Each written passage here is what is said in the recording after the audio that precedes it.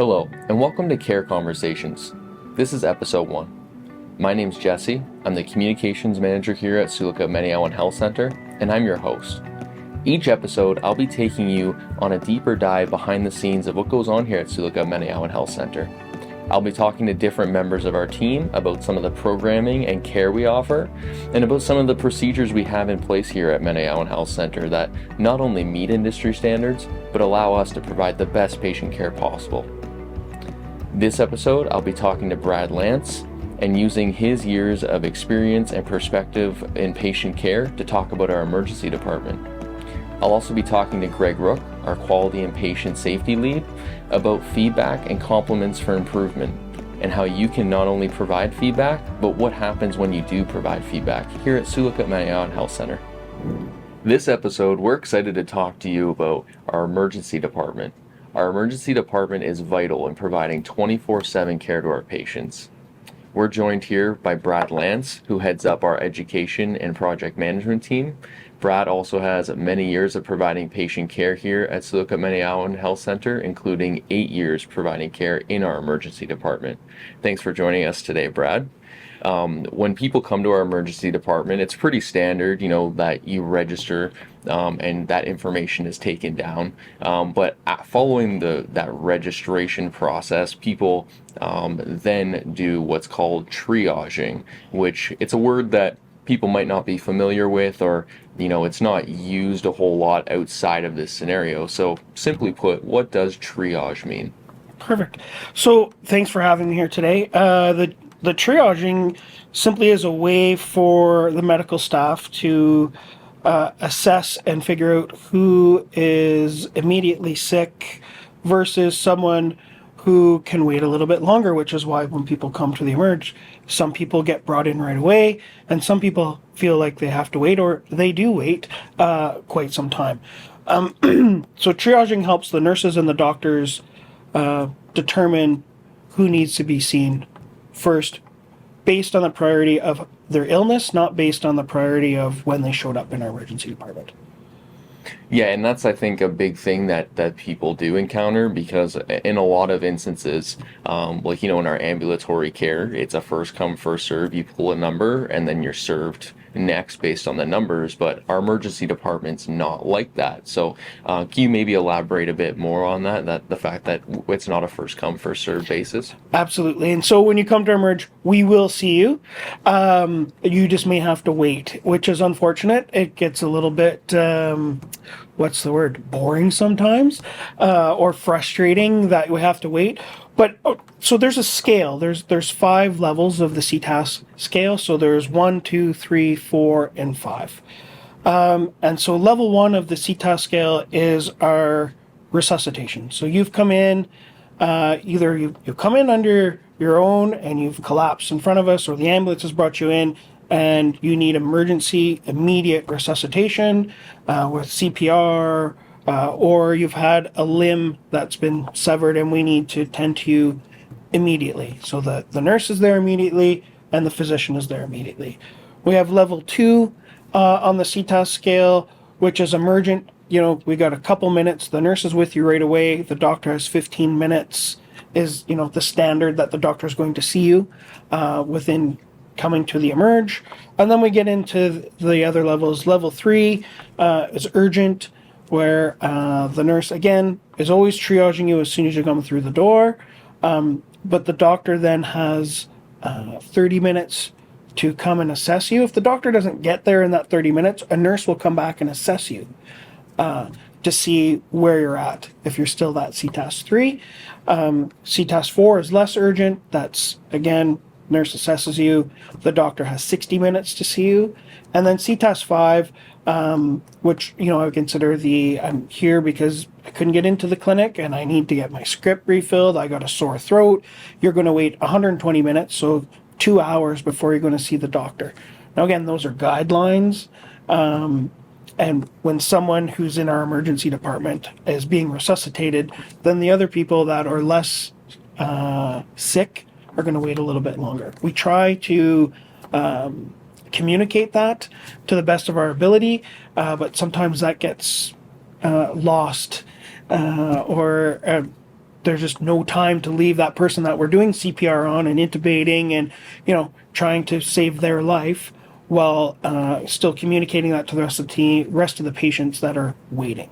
I know the CTAS scale, it's standardized across all of Canada in emergency departments, and it has those built-in assessment times in the standardization. But what were to happen if I'm in the emergency department, I come in, maybe I'm a CTAS 5 or 4, and all of a sudden my condition changes, and maybe that jumps me to a CTAS 3 or 2. What happens in that scenario when my condition changes? Perfect. So you've come in and I've assessed you. You're CTAS 5.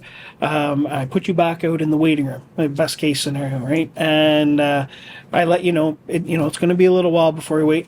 But when I'm assessing you, I let you know if your condition changes, please come back, knock on the door to one of the nurses, or go to the admitting clerk and let them know.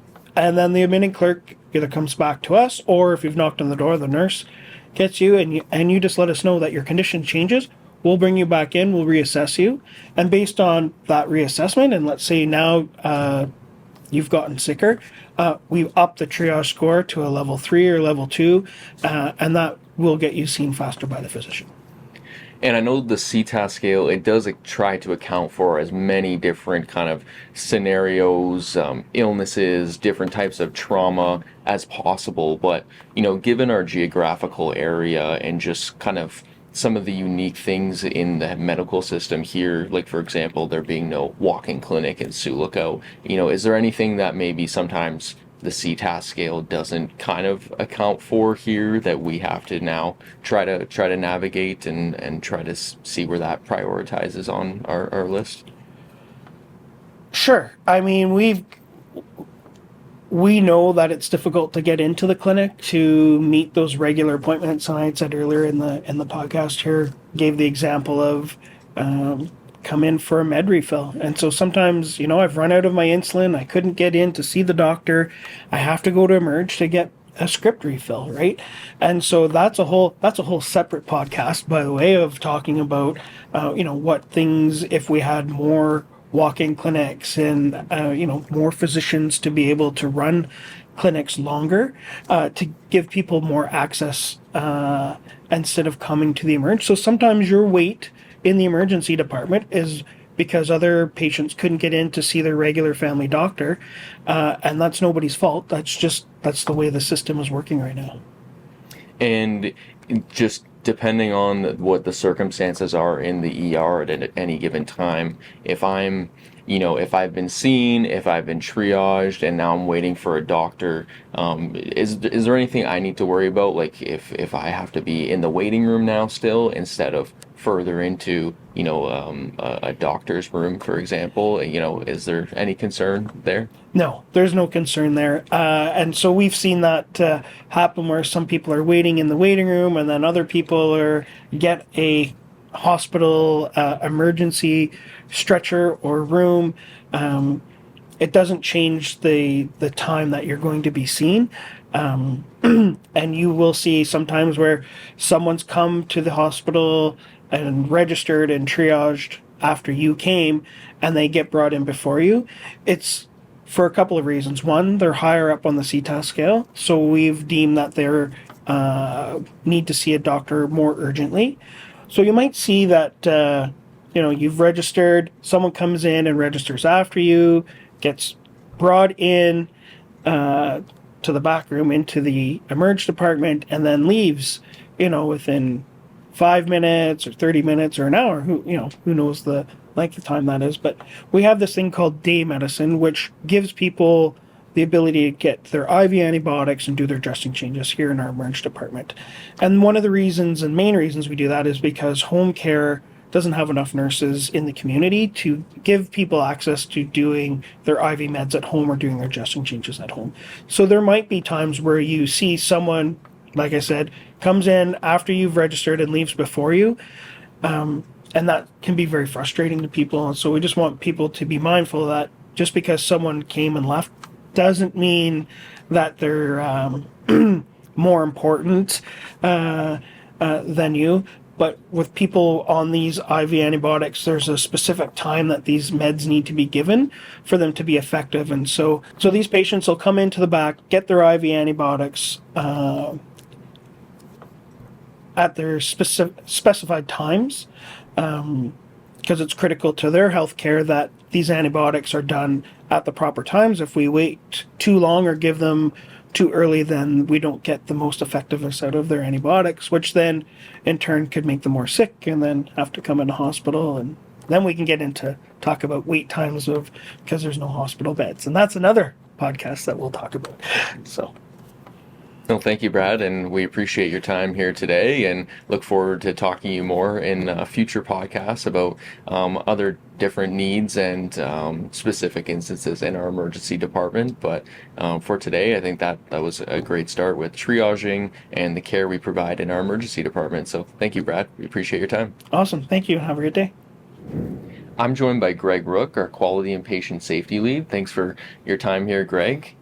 We just wanted to know, how can our patients, or whether they're a patient or a visitor, after any kind of experience they have here, how can they submit any feedback for improvement or a compliment here?